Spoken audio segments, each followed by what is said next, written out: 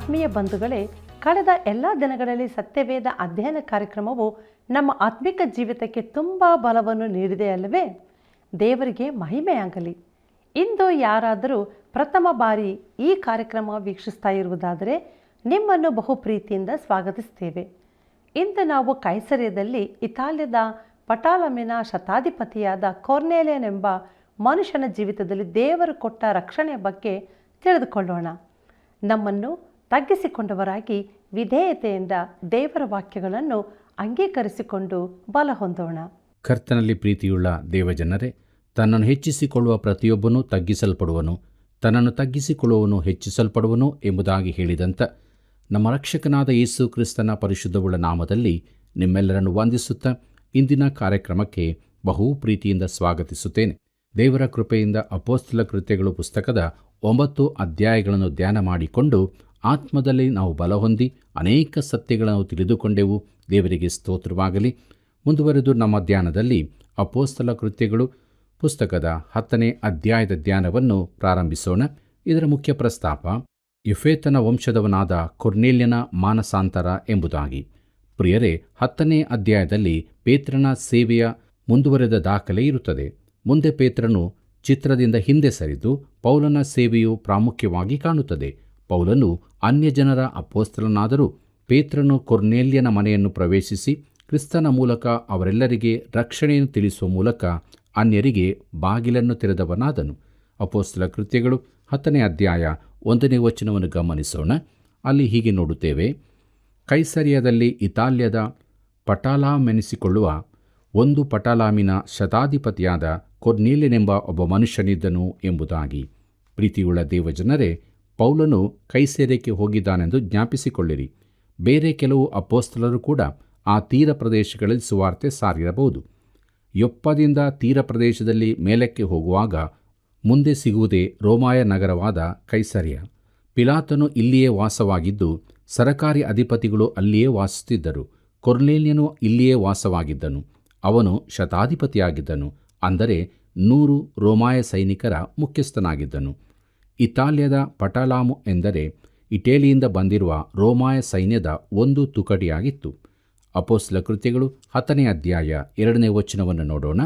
ಅಲ್ಲಿ ಹೀಗೆ ಬರೆದದೆ: ಅವನು ಭಕ್ತನು, ತನ್ನ ಮನೆಯವರೆಲ್ಲರ ಸಹಿತವಾಗಿ ದೇವರಿಗೆ ಭಯಪಡುವವನು ಆಗಿದ್ದು ಜನರಿಗೆ ಬಹಳವಾಗಿ ದಾನ ಧರ್ಮ ಮಾಡುತ್ತಾ ದೇವರಿಗೆ ನಿತ್ಯವೂ ಪ್ರಾರ್ಥನೆ ಮಾಡುತ್ತಾ ಇದ್ದನು ಎಂಬುದಾಗಿ. ಪ್ರಿಯರೇ, ಅವನು ಭಕ್ತಿವಂತನಾಗಿದ್ದನು, ಅಂದರೆ ಅವನು ಸರಿಯಾದ ರೀತಿಯಲ್ಲಿ ದೇವರನ್ನು ಆರಾಧಿಸುತ್ತಿದ್ದನು. ಒಬ್ಬ ದೇವರಲ್ಲದವುಗಳನ್ನು ಪೂಜಿಸುವನು ಕೂಡ ತನ್ನ ದೇವರಿಗೆ ಭಕ್ತಿಯಿಂದ ನಡಕೊಳ್ಳುತ್ತಾನೆಂಬುದನ್ನು ನೆನಪಿನಲ್ಲಿಡಿರಿ. ಇಂದಿನ ಕ್ರೈಸ್ತರಲ್ಲಿ ಇಂತಹ ಭಕ್ತಿ ನಂಬಿಕೆಗಳು ಇರುತ್ತಿದ್ದರೆ ಎಷ್ಟೋ ಒಳ್ಳೆಯದಿತ್ತು. ಪ್ರಿಯರೇ, ಅವನು ದೇವರಿಗೆ ಭಯಪಡುವವನೂ ಆಗಿದ್ದನು. ಅವನು ನಿಜ ರೀತಿಯಲ್ಲಿ ಯಹೂದಿ ಧರ್ಮಕ್ಕೆ ಮತಾಂತರವಾದವನಲ್ಲ, ಆದರೆ ಹೊರಗಿನಿಂದ ಈ ಆಚಾರಗಳನ್ನು ಪಾಲಿಸುವನಾಗಿದ್ದನು. ಅವನು ನೆರೆಕರೆಯಲ್ಲಿ ವಾಸ ಮಾಡುತ್ತಿದ್ದ ವಿಶೇಷ ಸಂದರ್ಭಗಳಲ್ಲಿ ಸಭೆಗೆ ಬರುತ್ತಾ ಸಭೆಯ ಕಡೆಗೆ ಗೌರವವುಳ್ಳವನಾಗಿದ್ದನು, ಆದರೆ ಅವನು ಕ್ರೈಸ್ತನಾಗಿರಲಿಲ್ಲ.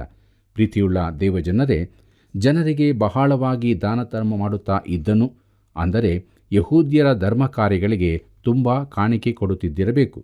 ಇಸ್ರಾಯೇಲ್ ಜನಾಂಗವು ಕಾಣಿಕೆ ಕೊಡುವುದಕ್ಕೆ ಹೆಚ್ಚಿನ ಒತ್ತು ಕೊಟ್ಟಿತು. ದೇವರು ಇದನ್ನು ಹಳೆ ಒಡಂಬಡಿಕೆಯಲ್ಲಿ ಅವರಿಗೆ ಕಲಿಸಿದ್ದನು. ದಶಮಾಂಶವೆಂದು ನಾವು ಅಲ್ಲಿ ಓದಿದರೂ ನಿಜವಾಗಿ ಮೋಶೆಯ ಕ್ರಮದಂತೆ ಅವರು 10ರಲ್ಲಿ 3/4 ಕಾಣಿಕೆ ಕೊಡುತ್ತಿದ್ದರು. ಸರಕಾರ ನಡೆಸುವುದಕ್ಕೂ ಕೊಡುತ್ತಿದ್ದರು, ದೇವಾಲಯವನ್ನು ನಡೆಸುವುದಕ್ಕೂ ಕೊಡುತ್ತಿದ್ದರು ಮತ್ತು ದಶಮಾಂಶ ಕಾಣಿಕೆಯನ್ನು ಅವರು ಪ್ರತ್ಯೇಕವಾಗಿ ನೀಡುತ್ತಿದ್ದರು. ಹೀಗೆ ಅವರು ಉದಾರವಾಗಿ ಕೊಡುವರಾಗಿದ್ದರು. ಪ್ರಿಯರೇ, ಈಗಲೂ ಕೂಡ ನಮ್ಮಲ್ಲಿಗೆ ಹೆಚ್ಚಿನ ಸೇವಾ ಸಂಸ್ಥೆಗಳು ಯಹೂದ್ಯರಿಂದ ಸ್ಥಾಪಿಸಲ್ಪಟ್ಟವುಗಳಾಗಿವೆ. ಇಸ್ರಾಯೇಲ್ಯರು ತಮ್ಮ ದೇಶದ ಬೆಂಬಲಕ್ಕಾಗಿ ಕೊಡುವಷ್ಟು ಕಾಣಿಕೆಯನ್ನು ಯಾರೂ ಕೂಡ ಕೊಡುತ್ತಿಲ್ಲ. ಅವರು ಉದಾರಿಗಳಾಗಿದ್ದರು. ಕೊರ್ನೇಲ್ಯನು ದೇವರಿಗೆ ನಿತ್ಯವೂ ಪ್ರಾರ್ಥನೆ ಮಾಡುತ್ತಿದ್ದನು. ಅವನು ತನ್ನ ಅಗತ್ಯಕತೆಗಳನ್ನು ದೇವರ ಬಳಿಗೆ ಕೊಂಡೊಯ್ಯುತ್ತಿದ್ದನು. ಪ್ರಾರ್ಥನೆಯ ವಿಚಾರವಾಗಿ ಅವನು ಹೆಚ್ಚು ತಿಳಿದಿರಲಿಕ್ಕಿಲ್ಲ, ಆದರೆ ಅವನು ಪ್ರಾರ್ಥಿಸುತ್ತಿದ್ದನು. ಅಪೊಸ್ತಲ ಕೃತ್ಯಗಳು 10ನೇ ಅಧ್ಯಾಯ 3ನೇ ವಚನ ಹೀಗೆ ಹೇಳುತ್ತದೆ: ಮಧ್ಯಾಹ್ನದ ಮೇಲೆ ಸುಮಾರು 3 ಗಂಟೆಗೆ ಅವನಿಗೆ ಒಂದು ದರ್ಶನ ಉಂಟಾಗಿ ಒಬ್ಬ ದೇವದೂತನು ತನ್ನ ಬಳಿಗೆ ಬಂದು ಕೊರ್ನೇಲ್ಯನೇ ಎಂದು ಕರೆಯುವುದನ್ನು ಅವನು ಪ್ರತ್ಯಕ್ಷವಾಗಿ ಕಂಡನು ಎಂಬುದಾಗಿ. ಪ್ರೀತಿಯುಳ್ಳ ದೇವಜನರೇ, ಈ ಶತಾಧಿಪತಿಯು ರೋಮಾಯ ಸೈನ್ಯದಲ್ಲಿ ಅಧಿಕಾರಿಯೂ ಪ್ರಭಾವಶಾಲಿಯೂ ಆಗಿದ್ದನು ಮಾತ್ರವಲ್ಲದೆ ನಾವು ಮುಂದಕ್ಕೆ ನೋಡುವಂತೆ ತನ್ನ ಮನೆಯವರ ಮೇಲೆ ವಿಶೇಷ ಪ್ರಭಾವ ಹೊಂದಿದವನೂ ಆಗಿದ್ದನು. ಹೊರಗಿನ ರೀತಿಯಲ್ಲಿ ಕಾಣುವಂತೆ ಅವನು ಒಬ್ಬ ಒಳ್ಳೆಯ ಕ್ರೈಸ್ತನೆಂದು ಹೇಳಬಹುದಿತ್ತು. ಆದರೆ ಅವನು ನಿಜ ಕ್ರೈಸ್ತನಾಗಿರಲಿಲ್ಲ. ಕ್ರಿಸ್ತನ ಕುರಿತು ಅವನು ಕೇಳಿರಲೂ ಇಲ್ಲ. ತನಗೆ ಸಿಕ್ಕಿದ ಬೆಳಕಿಗನುಸಾರವಾಗಿ ಜೀವಿಸುವವರಿಗೆ ಅವನೊಂದು ಉದಾಹರಣೆಯಾಗಿದ್ದನು. ಯೋಹಾನ ಬರೆದ ಸುವಾರ್ತೆ 1ನೇ ಅಧ್ಯಾಯ 9ನೇ ವಚನದಲ್ಲಿ ಹೀಗೆ ನೋಡುತ್ತೇವೆ: ನಿಜವಾದ ಬೆಳಕು ಲೋಕಕ್ಕೆ ಬರುವುದಾಗಿತ್ತು, ಆ ಬೆಳಕೇ ಪ್ರತಿ ಮನುಷ್ಯನಿಗೆ ಬೆಳಕನ್ನು ಕೊಡುವಂಥದ್ದು ಎಂಬುದಾಗಿ. ಪ್ರಿಯರೇ, ಈ ಶತಾಧಿಪತಿಯು ಯೇಸುವನ್ನು ಸಂಧಿಸಿರಲಿಲ್ಲ, ಇಲ್ಲವೇ ಆತನ ಬಳಿಗೆ ಬಂದವನಲ್ಲ. ಆದರೆ ತನಗೆ ಕೊಡಲ್ಪಟ್ಟ ಬೆಳಕಿಗನುಗುಣವಾಗಿ ಬದುಕಿದವನು. ತಮಗೆ ಸಿಕ್ಕಿದ ಬೆಳಕಿಗೆ ತಕ್ಕಂತೆ ಬದುಕದವರ ಕುರಿತಾಗಿ ಕೂಡ ಪೌಲನು ಹೀಗೆ ಹೇಳುತ್ತಾನೆ.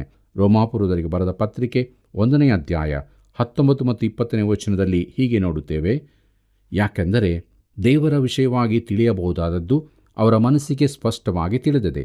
ಅದನ್ನು ಅವರಿಗೆ ದೇವರೇ ಸ್ಪಷ್ಟವಾಗಿ ತಿಳಿಸಿದನು. ಹೇಗೆಂದರೆ, ಕಣ್ಣಿಗೆ ಕಾಣದಿರುವ ಆತನ ಗುಣಲಕ್ಷಣಗಳು, ಅಂದರೆ ಆತನ ನಿತ್ಯ ಶಕ್ತಿಯು, ದೇವತ್ವವು ಜಗತ್ತುತ್ಪತ್ತಿಗೆ ಮೊದಲುಗೊಂಡು ಆತನು ಮಾಡಿದ ಸೃಷ್ಟಿಗಳ ಮೂಲಕ ಬುದ್ಧಿಗೆ ಗೊತ್ತಾಗಿ ಕಾಣಬರುತ್ತವೆ. ಹೀಗಿರುವುದರಿಂದ ಅವರು ಉತ್ತರವಿಲ್ಲದವರಾಗಿದ್ದಾರೆ ಎಂಬುದಾಗಿ. ಪ್ರಿಯರೇ, ದೇವರನ್ನು ತಿಳಿದುಕೊಳ್ಳಬೇಕೆನ್ನುವ ಬಯಕೆಯಿದ್ದರೂ ತಿಳಿಯಲಾಗದ ದೇವರಲ್ಲದವುಗಳನ್ನು ಪೂಜಿಸುವವರ ವಿಚಾರ ಏನು ಎಂಬ ಪ್ರಶ್ನೆಗೆ ಇದೇ ಉತ್ತರವಾಗಿದೆ. ಅಂಥ ವ್ಯಕ್ತಿಗೆ ದೇವರು ಬೆಳಕನ್ನು ಕೊಡುತ್ತಾನೆ. ಪ್ರೀತಿಯುಳ್ಳ ದೇವಜನರೇ, ಪೌಲನು ಅನ್ಯಜನರ ಸೌಹಾರ್ದಿಕನಾಗಿ ಆರಿಸಲ್ಪಟ್ಟವನು. ಆದರೆ ಈ ಸಮಯದಲ್ಲಿ ದೇವರು ಅವನನ್ನು ಅರೇಬಿಯಾದ ಮರಳುಗಾಡಿನಲ್ಲಿರಿಸಿದ್ದಾನೆ, ಅಂದರೆ ತರಬೇತಿಗಾಗಿ. ಆದ್ದರಿಂದ ಅನ್ಯಜನರಿಗೆ ಸುವಾರ್ತೆಯ ಬಾಗಿಲನ್ನು ಸೀಮೋನ್ ಪೇತ್ರನು ತೆರೆಯಬೇಕಾಗಿದೆ. ಆ ದಿನಗಳಲ್ಲಿ ಕಟ್ಟ ಯಹೂದ್ಯನಾದವನೊಬ್ಬನನ್ನು ದೇವರು ಉಪಯೋಗಿಸಿದನು. ಖಂಡಿತವಾಗಿ ಅನ್ಯರಿಗೆ ಸುವಾರ್ತೆ ತಲುಪಿಸುವ ಕೆಲಸದಲ್ಲಿ ಪ್ರತಿ ಹೆಜ್ಜೆಯನ್ನು ಪವಿತ್ರಾತ್ಮನೇ ನಿಯಂತ್ರಿಸಿದನು. ಪ್ರಿಯರೇ, ಎಲ್ಲ ಯಥಾರ್ಥವಾದ ನಿಜ ಕ್ರೈಸ್ತ ಸೇವೆಯು ಪವಿತ್ರಾತ್ಮನಿಂದಲೇ ನಡೆಸಲ್ಪಡುತ್ತದೆ. ಅನ್ಯ ಜನರ ಹೃದಯಗಳಲ್ಲಿ ಪವಿತ್ರಾತ್ಮನು ಕಾರ್ಯ ಮಾಡಬೇಕಾಗಿದೆ. ಯಹೂದ್ಯನಲ್ಲಿಯೂ ಆತನೇ ಕಾರ್ಯ ನಡೆಸಬೇಕಾಗಿದೆ. ಅನ್ಯ ಜನಾಂಗಕ್ಕೆ ಸುವಾರ್ತೆಯನ್ನು ತರುವ ಈ ಕಾರ್ಯವನ್ನು ಪವಿತ್ರಾತ್ಮನೇ ನಿಯಂತ್ರಿಸಿ ನಡೆಸಿದನು. ದೇವರಿಗೆ ಮಹಿಮೆಯಾಗಲಿ. ಅಪೊಸ್ತಲ ಕೃತ್ಯಗಳು 10ನೇ ಅಧ್ಯಾಯ 4ನೇ ವಚನವನ್ನು ಗಮನಿಸೋಣ. ಅಲ್ಲಿ ಹೀಗೆ ನೋಡುತ್ತೇವೆ: ಅವನು ಆ ದೂತನನ್ನು ದೃಷ್ಟಿಸಿ ನೋಡಿ ಭಯ ಹಿಡಿದವನಾಗಿ, ಏನು ಸ್ವಾಮಿ ಎಂದು ಕೇಳಲು, ದೂತನು ಅವನಿಗೆ, ನಿನ್ನ ಪ್ರಾರ್ಥನೆಗಳು, ನಿನ್ನ ದಾನಧರ್ಮಗಳು ದೇವರ ಮುಂದೆ ಜ್ಞಾಪಕಾರ್ಥವಾಗಿ ಹೇರಿ ಬಂದವು ಎಂಬುದಾಗಿ. ಕರ್ತನಲ್ಲಿ ಪ್ರಿಯರೇ, ಒಬ್ಬ ದೇವದೂತನು ಕೊರ್ನೇಲ್ಯನಿಗೆ ದರ್ಶನದಲ್ಲಿ ಕಾಣಿಸಿಕೊಂಡನು. ಅವನು ಕನಸು ಕಂಡದ್ದಲ್ಲ, ಆದರೆ ಪ್ರಾರ್ಥಿಸುವಾಗ ಈ ದರ್ಶನವನ್ನು ಕಂಡನು. ದೇವರ ದೃಷ್ಟಿಯಲ್ಲಿ ಕೆಲವು ಸಂಗತಿಗಳು ಬೆಳೆಯುಳ್ಳದಾಗಿರುತ್ತದೆ. ಅದರಿಂದ ಯಾವ ವಿಧದಲ್ಲಿಯೂ ರಕ್ಷಣೆ ದೊರಕುವುದಿಲ್ಲ. ಆದರೆ ಅವನು ದೇವರನ್ನು ಲಕ್ಷ್ಯಕ್ಕೆ ತಂದುಕೊಳ್ಳುತ್ತಾನೆ. ಕೊರ್ನೇಲ್ಯನ ದಾನಧರ್ಮಗಳು, ಪ್ರಾರ್ಥನೆಗಳು ದೇವರ ಮುಂದೆ ಜ್ಞಾಪಕಾರ್ಥವಾಗಿ ಬಂದವು ಎಂಬುದಾಗಿ ನೋಡುವಾಗ, ಇದರ ಮೂಲಕವಾಗಿ ದೇವರು ಅವನಿಗೆ ಸುವಾರ್ತೆಯನ್ನು ತಲುಪಿಸಿದನು. ಕೊರ್ನೇಲ್ಯನಂತೆ ದೇವರನ್ನು ಹುಡುಕುವನು ದೇವರ ಕೃಪೆಯ ಸುವಾರ್ತೆಯನ್ನು ಕೇಳುತ್ತಾನೆ. ಅವನಿಗೆ ಸುವಾರ್ತೆ ದೊರಕುವಂತೆ ದೇವರು ಮಾಡುತ್ತಾನೆ. ಅಪೊಸ್ತಲ ಕೃತ್ಯಗಳು 10ನೇ ಅಧ್ಯಾಯ 5 ಮತ್ತು 6ನೇ ವಚನವನ್ನು ಗಮನಿಸೋಣ. ಅಲ್ಲಿ ಹೀಗೆ ಬರೆದದೆ: ಈಗ ನೀನು ಯೊಪ್ಪಕ್ಕೆ ಜನರನ್ನು ಕಳುಹಿಸಿ ಪೇತ್ರನೆನಿಸಿಕೊಳ್ಳುವ ಸೀಮೋನನ್ನು ಕರೆಯಿಸಬೇಕು. ಅವನು ಚರ್ಮಾಕಾರನಾದ ಸೀಮೋನನ ಬಳಿಯಲ್ಲಿ ಇಳುಕೊಂಡಿದ್ದಾನೆ. ಈ ಸೀಮೋನನ ಮನೆಯು ಸಮುದ್ರದ ಬಳಿಯಲ್ಲಿ ಅದೇ ಎಂದು ಹೇಳಿದನು ಎಂಬುದಾಗಿ. ಪ್ರಿಯರೇ, ಪೇತ್ರನನ್ನು ಹೇಗೆ ಕಂಡುಹಿಡಿಯಬೇಕೆಂದು ದೇವದೂತನು ತಿಳಿಸುತ್ತಾನೆ. ಹೆಚ್ಚಿನ ವಿವರಗಳು ಬೇಕಾಗಿರಲಿಲ್ಲ. ಚರ್ಮ ಹದ ಮಾಡುವ ವಾಸನೆಯೇ ಅವರನ್ನು ಅವನ ಬಳಿಗೆ ಕರೆಕೊಳ್ಳುತ್ತದೆ. ಅಪೊಸ್ತಲ ಕೃತ್ಯಗಳು 10ನೇ ಅಧ್ಯಾಯ 7 ಮತ್ತು 8ನೇ ವಚನವನ್ನು ಗಮನಿಸೋಣ.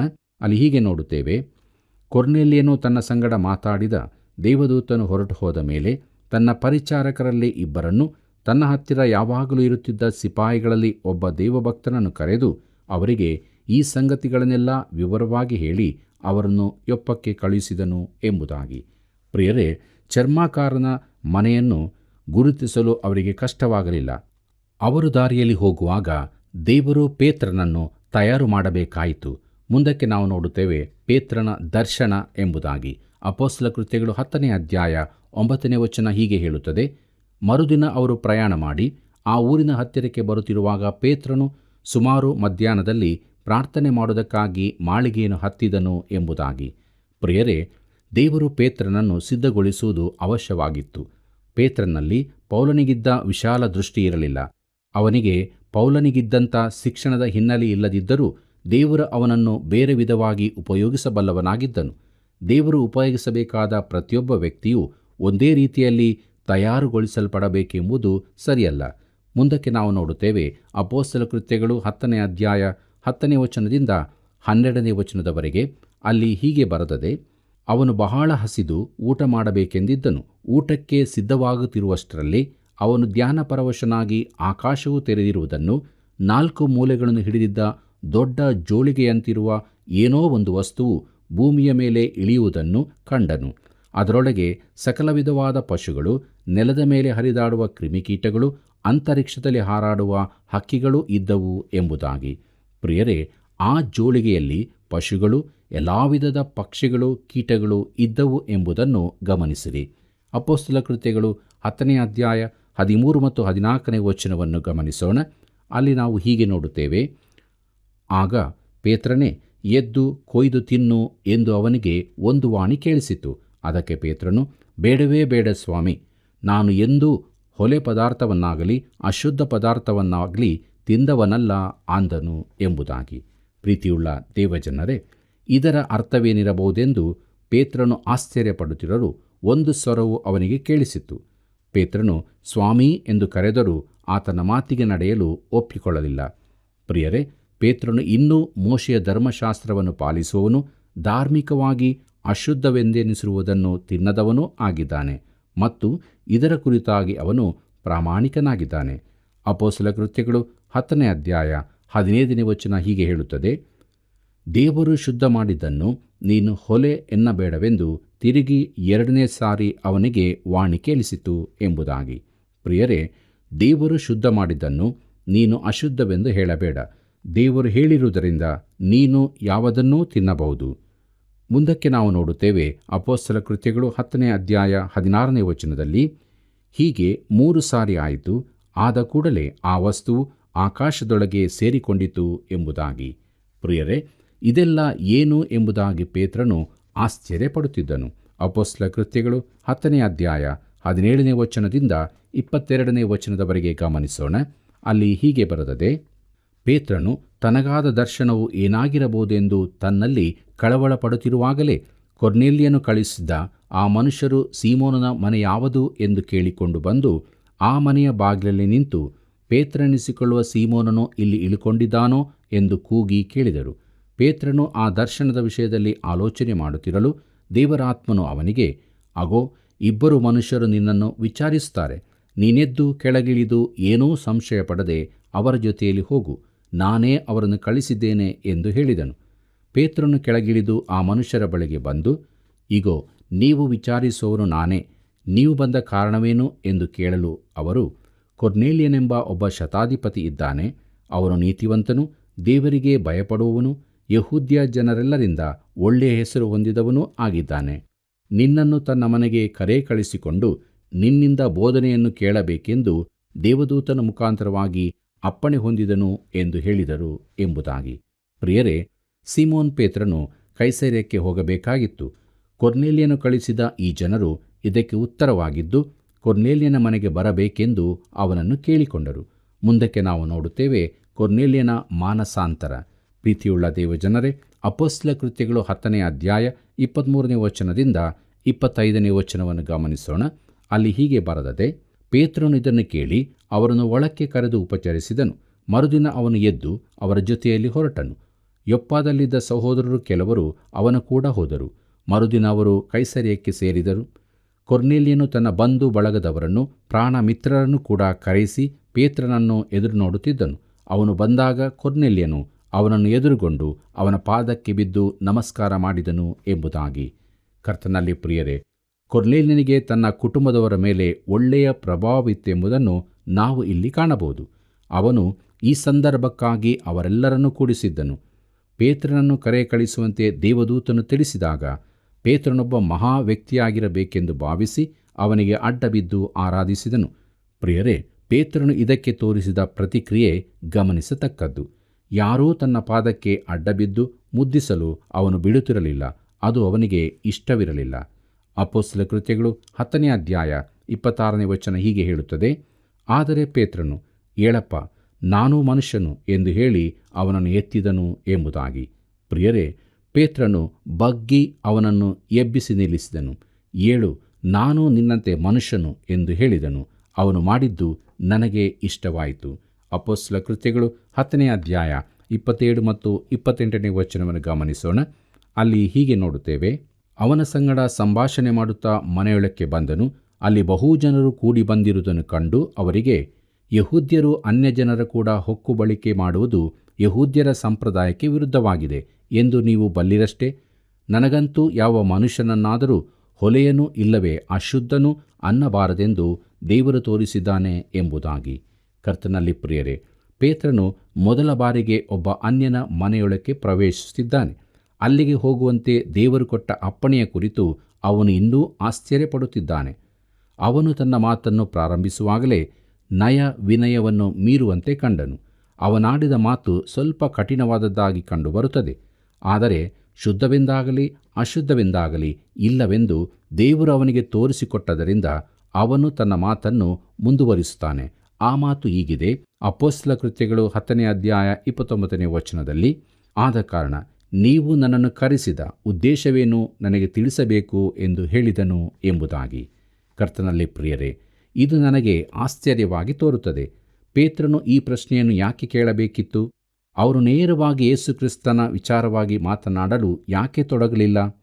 ಯಾಕೆಂದರೆ ಪವಿತ್ರಾತ್ಮನು ಇಲ್ಲಿ ಹತೋಟಿಯಲ್ಲಿರಿಸಿಕೊಂಡಿದ್ದಾನೆ ಮತ್ತು ಅವಸರಪಟ್ಟು ಮುನ್ನುಗ್ಗದಂತೆ ತಡೆಯುತ್ತಿದ್ದಾನೆ. ಇದು ನಮಗೆಲ್ಲರಿಗೂ ಒಂದು ಪಾಠವಾಗಿರತಕ್ಕದ್ದು. ನಾವು ಅನೇಕ ವೇಳೆ ನಮ್ಮ ಸಾಕ್ಷಿ ಹೇಳುವುದರಲ್ಲಿ ಅವಸರ ಪಡುತ್ತೇವೆ, ಒರಟಾಗಿ ಮಾತನಾಡುತ್ತೇವೆ. ಪ್ರಿಯರೇ, ನಮ್ಮ ಈ ರೀತಿಯ ಕ್ರಿಯೆಯಿಂದಾಗಿ ಜನರಿಗೆ ಅನೇಕ ಬಾರಿ ಬೇಸರವಾಗುತ್ತದೆ. ನಾವು ಪವಿತ್ರಾತ್ಮನಿಂದ ನಡೆಸಲ್ಪಡಬೇಕು. ಪೇತ್ರನು ಕೂಡ ನೇರವಾಗಿ ಪ್ರಸಂಗಕ್ಕೆ ಇಳಿಯುವುದಿಲ್ಲ. ನನ್ನನ್ನು ಯಾಕೆ ಕಳುಹಿಸಿದಿರಿ ಎಂಬುದಾಗಿ ಕೇಳುತ್ತಾನೆ. ಅಪೊಸ್ತಲ ಕೃತ್ಯಗಳು 10ನೇ ಅಧ್ಯಾಯ 30ನೇ ವಚನದಿಂದ 33ನೇ ವಚನವನ್ನು ಗಮನಿಸೋಣ.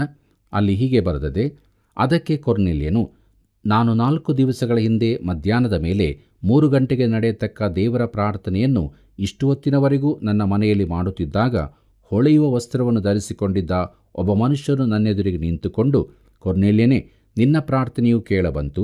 ನಿನ್ನ ದಾನ ಧರ್ಮಗಳು ದೇವರ ಸನ್ನಿಧಾನದಲ್ಲಿ ನೆನಪಿಗೆ ಬಂದವು. ನೀನು ಯೊಪ್ಪಕ್ಕೆ ಕಳುಹಿಸಿ ಪೇತ್ರನೆನಿಸಿಕೊಳ್ಳುವ ಸೀಮೋನನ್ನು ಕರೆಸಬೇಕು. ಅವನು ಚರ್ಮಾಕಾರನಾದ ಸೀಮೋನನ ಮನೆಯಲ್ಲಿ ಇಳುಕೊಂಡಿದ್ದಾನೆ. ಆ ಮನೆ ಸಮುದ್ರದ ಬಳಿಯಲ್ಲಿ ಅದೇ ಅಂದನು. ನಾನು ತಡಮಾಡದೆ ನಿನ್ನ ಹತ್ತಿರ ಕಳಿಸಿದೆನು. ಹೀಗಿರುವಾದ್ದರಿಂದ ಕರ್ತರು ನಿನಗೆ ಅಪ್ಪಣೆ ಕೊಟ್ಟಿರುವ ಎಲ್ಲ ಮಾತುಗಳನ್ನು ಕೇಳುವುದಕ್ಕೆ ನಾವೆಲ್ಲರೂ ಈಗ ದೇವರ ಸನ್ನಿಧಾನದಲ್ಲಿ ಕೂಡಿದ್ದೇವೆ ಅಂದನು ಎಂಬುದಾಗಿ. ಪ್ರಿಯರೇ, ಕೊರ್ನೇಲ್ಯನು ಹೇಳಿದನು, ನನಗೆ ಗೊತ್ತಿಲ್ಲ, ಆದರೆ ದೇವರು ನಿನ್ನನ್ನು ಕರೆ ಕಳಿಸಲು ಹೇಳಿದ್ದಾನೆ. ನೀನು ನಮಗೆ ಹೇಳತಕ್ಕ ಸಂದೇಶವೇನಾದರೂ ಇರಬೇಕು. ಅಪೊಸ್ತಲ ಕೃತ್ಯಗಳು 10ನೇ ಅಧ್ಯಾಯ 34ನೇ ವಚನದಿಂದ 37ನೇ ವಚನದವರೆಗೆ ಗಮನಿಸೋಣ. ಅಲ್ಲಿ ಹೀಗೆ ನೋಡುತ್ತೇವೆ. ಆಗ ಪೇತ್ರನು ಉಪದೇಶ ಮಾಡಲಾರಂಭಿಸಿ ಹೇಳಿದ್ದೇನೆಂದರೆ, ದೇವರು ಪಕ್ಷಪಾತಿಯಲ್ಲ. ಯಾವ ಜನರಲ್ಲಿಯಾದರೂ ದೇವರಿಗೆ ಭಯಪಟ್ಟು ನೀತಿಯನ್ನು ನಡೆಸುವವರು ಆತನಿಗೆ ಮೆಚ್ಚುಗೆಯಾಗಿದ್ದಾರೆಂದು ಈಗ ಸಂದೇಹವಿಲ್ಲದೆ ನನಗೆ ತಿಳಿದು ಬಂದಿದೆ. ಎಲ್ಲ ಜನಗಳಿಗೂ ಕರ್ತನಾಗಿರುವ ಯೇಸು ಕ್ರಿಸ್ತನ ಮೂಲಕ ದೇವರು ಸಮಾಧಾನದ ಶುಭ ಸಮಾಚಾರವನ್ನು ಪ್ರಕಟಿಸುತ್ತಾ ಇಸ್ರಾಯೇಲ್ ಜನರಿಗೆ ಅನುಗ್ರಹಿಸಿದ ವಾಕ್ಯವು ನಿಮಗೆ ತಿಳಿದಿರುವುದು. ದೀಕ್ಷಾಸ್ನಾನ ಮಾಡಿಸಿಕೊಳ್ಳಬೇಕೆಂದು ಯೋಹಾನನು ಸಾರಿದ ತರುವಾಯ ಈ ವಾಕ್ಯವು ಗಲಿಲಾಯದಿಂದ ಪ್ರಾರಂಭವಾಗಿ ಯೂದಾಯದಲ್ಲೆಲ್ಲ ಪ್ರಬಲವಾಯಿತು ಎಂಬುದಾಗಿ.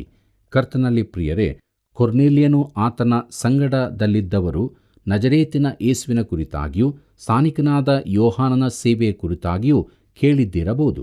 ಮುಂದಕ್ಕೆ ನಾವು ನೋಡುತ್ತೇವೆ.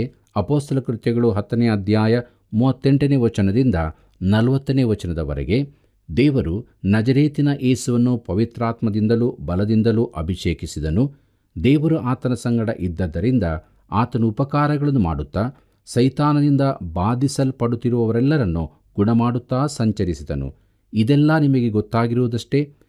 ಆತನು ಯಹೂದ್ಯರ ಸೀಮೆಯಲ್ಲಿಯೂ ಯೆರೂಸಲೇಮಿನಲ್ಲಿಯೂ ಮಾಡಿದ ಎಲ್ಲ ಕಾರ್ಯಗಳಿಗೆ ನಾವು ಸಾಕ್ಷಿಗಳಾಗಿದ್ದೇವೆ. ಆತನನ್ನು ಮರದ ಕಂಬಕ್ಕೆ ತೂಗ ಹಾಕಿ ಕೊಂದರು. ದೇವರು ಆತನನ್ನು 3ನೆಯ ದಿನದಲ್ಲಿ ಎಬ್ಬಿಸಿ ಪ್ರತ್ಯಕ್ಷನಾಗುವಂತೆ ಮಾಡಿದನು ಎಂಬುದಾಗಿ. ಕರ್ತನಲ್ಲಿ ಪ್ರಿಯರೇ, ಪೇತ್ರನು ಏನು ಮಾತನಾಡುತ್ತಿದ್ದಾನೆಂದು ಗಮನಿಸಿರಿ. ಯೇಸು ಕ್ರಿಸ್ತನ ಕುರಿತಾಗಿ ಕೆಲವು ಸಂಗತಿಗಳು ಅವರಿಗೆ ತಿಳಿದಿದೆ ಎಂದು ನೆನೆಸಿ ಆತನ ವಿಚಾರವಾಗಿ ಮಾತನಾಡುತ್ತಾನೆ. ಈ ಯೇಸು ಶಿಲುಬೆಗೆ ಹಾಕಲ್ಪಟ್ಟು 3ನೇ ದಿನದಲ್ಲಿ ಎದ್ದು ಬಂದನು. ದೇವರು ಆತನನ್ನು ಎಬ್ಬಿಸಿ ಬಹಿರಂಗವಾಗಿ ತೋರಿಸಿದನು. ಇದೇ ಸುವಾರ್ತೆಯಾಗಿದೆ. ಅಪೊಸ್ತಲ ಕೃತ್ಯಗಳು 10ನೇ ಅಧ್ಯಾಯ 41ನೇ ವಚನದಿಂದ 43ನೇ ವಚನದವರೆಗೆ ಗಮನಿಸೋಣ. ಅಲ್ಲಿ ನಾವು ಹೀಗೆ ನೋಡುತ್ತೇವೆ. ಆತನು ಎಲ್ಲರಿಗೂ ಪ್ರತ್ಯಕ್ಷನಾಗುವಂತೆ ದೇವರು ಮುಂಚಿತವಾಗಿ ಆರಿಸಿಕೊಂಡಿದ್ದ ಸಾಕ್ಷಿಗಳಾದ ನಮಗೆ ಪ್ರತ್ಯಕ್ಷನಾದನು. ಆತನು ಸತ್ತವರೊಳಗಿಂದ ಜೀವಿತನಾಗಿ ಎದ್ದು ಬಂದ ಮೇಲೆ ನಾವು ಆತನ ಸಂಗಡ ಅನ್ನಪಾನಗಳನ್ನು ತಗೊಂಡೆವು. ಆತನೇ ಜೀವಿತರಿಗೂ ಸತ್ತವರಿಗೂ ನ್ಯಾಯಾಧಿಪತಿಯಾಗಿ ದೇವರಿಂದ ನೇಮಕವಾದವನು ಎಂಬುದನ್ನು ಜನರಿಗೆ ಸಾಕ್ಷಿ ಹೇಳಬೇಕೆಂದು ದೇವರು ನಮಗೆ ಅಪ್ಪಣೆ ಕೊಟ್ಟನು. ಆತನಲ್ಲಿ ನಂಬಿಕೆ ಇಡುವ ಪ್ರತಿಯೊಬ್ಬನೂ ಆತನ ಹೆಸರಿನ ಮೂಲಕವಾಗಿ ಪಾಪ ಪರಿಹಾರವನ್ನು ಹೊಂದುವನೆಂದು ಆತನ ವಿಷಯದಲ್ಲಿ ಪ್ರವಾದಿಗಳೆಲ್ಲರೂ ಸಾಕ್ಷಿ ಹೇಳಿದ್ದಾರೆ ಅಂದನು. ಪ್ರೀತಿಯುಳ್ಳ ದೇವಜನರೇ, ಪೇತ್ರನ ಬಲಹೀನತೆ, ತಪ್ಪುಗಳ ಕುರಿತಾಗಿ ನಾನು ಹಿಂದೆ ಹೇಳಿದ್ದೇನೆ. ಅವನು ನನ್ನ ಹಾಗಿನ ಸಾಮಾನ್ಯ ನರಭಾವದವನಾಗಿದ್ದನು. ಆದರೆ ವಿಶೇಷ ಸಂಗತಿಯೆಂದರೆ ಅವನು ಸುವಾರ್ತೆಯನ್ನು ಸಾರಿದನು.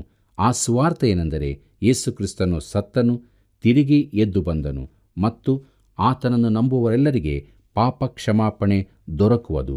ನಾವು ಈ ಸಂದೇಶವನ್ನು ಜನರಿಗೆ ತಿಳಿಸದಿದ್ದರೆ ನಾವು ಸುವಾರ್ತೆ ಹೇಳಿದಂತಾಗಲಿಲ್ಲ.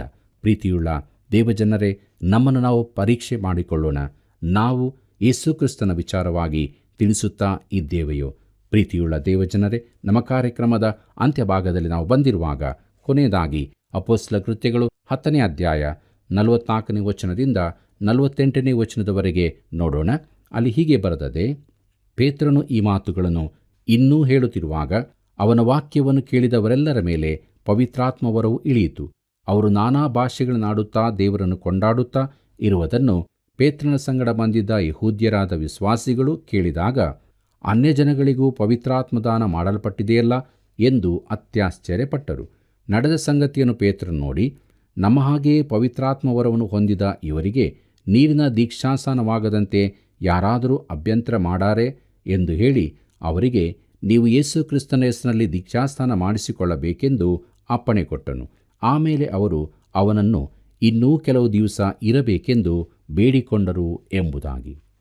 ಕರ್ತನಲ್ಲಿ ಪ್ರೀತಿಯುಳ್ಳ ಸಹೋದರ ಸಹೋದರಿಯರೇ, ಈ ಘಟನೆಯನ್ನು ಅನ್ಯಜನರ ಪಂಚಾಶತಮ ದಿನವೆಂದು ಕರೆಯಲಾಗಿದೆ. ಈ ಅನ್ಯಜನರು ಪವಿತ್ರಾತ್ಮನ್ನು ಹೊಂದಿದ್ದು ಪೇತ್ರನಿಗೆ ಆಶ್ಚರ್ಯವಾಗಿ ಕಂಡಿತು ಮತ್ತು ಈ ಪವಿತ್ರಾತ್ಮನ ಬರುವಿಕೆಯು ಅವರು ಅನ್ಯ ಭಾಷೆಗಳನ್ನು ಮಾತನಾಡುವ ಮೂಲಕ ಎಲ್ಲರಿಗೂ ತಿಳಿದು ಬಂತು. ಪ್ರೀತಿಯುಳ್ಳ ದೇವಜನರೇ, ಯಹೂದ್ಯರಿಗೂ ಅನ್ಯರಿಗೂ ನಡುವೆ ಇದ್ದ ತಡೆಗೋಡೆಯನ್ನು ನಾವು ತಿಳಿದುಕೊಳ್ಳುವುದು ಕಷ್ಟ. ಆ ದಿನದ ಯಹೂದ್ಯರು ಅನ್ಯಜನರಿಗೂ ರಕ್ಷಣೆ ಉಂಟಾಗುತ್ತದೆಂದು ನಂಬಲಾರದವರಾಗಿದ್ದರು. ಆದರೆ ಇದು ಹೀಗಾಗುತ್ತದೆಂದು ಕರ್ತನು ಅವರಿಗೆ ಹೇಳಿದ್ದನು. ಬಳಿಕ ಕೊರ್ನೇಲ್ಯನ ಮನೆಯಲ್ಲಿದ್ದ ಅನ್ಯಜನರೆಲ್ಲರೂ ನೀರಿನ ದೀಕ್ಷಾಸ್ನಾನ ಹೊಂದಿದರು. ಅಪೊಸ್ತಲರ ಕೃತ್ಯಗಳ ಪುಸ್ತಕವು 3 ಪ್ರಾತಿನಿಧಿಕ ಮಾನಸಾಂತರಗಳ ಕುರಿತಾಗಿ ತಿಳಿಸುತ್ತದೆ. ಐಥಿಯೋಪ್ಯದ ಕಂಚಿಕೆಯು ಹಾಮನ ವಂಶಜನು, ತಾರ್ಸದ ಸೌಲನು ಶೇಮನ ವಂಶದವನು, ಕೊರ್ನೇಲ್ಯನು ಎಫೆತನ ವಂಶದವನು. ಪ್ರತಿ ಸಂದರ್ಭದಲ್ಲಿಯೂ ಪವಿತ್ರಾತ್ಮನು ದೇವರ ಮನುಷ್ಯನನ್ನು, ದೇವರ ವಾಕ್ಯವನ್ನು ಉಪಯೋಗಿಸಿ ಕಾರ್ಯ ಮಾಡಿದನು. ಆತನ ನಾಮಕ್ಕೆ ಮಹಿಮೆಯಾಗಲಿ. ಪ್ರೀತಿಯುಳ್ಳ ದೇವಜನರೇ, ನಮ್ಮ ಜೀವಿತದಲ್ಲಿ ಕೂಡ ನಾವು ದೇವರಾತ್ಮನ ಹತೋಟಿಯಲ್ಲಿ ಇದ್ದುಕೊಂಡು ಜೀವಿಸುವುದಾದರೆ ನಿಜವಾಗಿಯೂ ನಾವು ದೇವರ ಮಕ್ಕಳು ಆಗುತ್ತೇವೆ. ಮಾತ್ರವಲ್ಲ, ನಮ್ಮ ಜೀವಿತದಲ್ಲಿ ಕೂಡ ದೇವರು ಮಹಿಮೆ ಹೊಂದುತ್ತಾನೆ. ಇತರರನ್ನು ದೇವರ ಬಳಿಗೆ ನಡೆಸುವುದಕ್ಕಾಗಿ ಆತನ ಸಾಧನವಾಗಿ ನಡೆಸುತ್ತಾನೆ. ಹೀಗಾಗುವಂತೆ ದೇವರು ತಾನೇ ನಮ್ಮೆಲ್ಲರಿಗೆ ಸಹಾಯ ಮಾಡಲಿ. ಕರ್ತನ ಕೃಪೆಯು ಸದಾ ನಿಮ್ಮ ಸಂಗಡ ಇರಲಿ.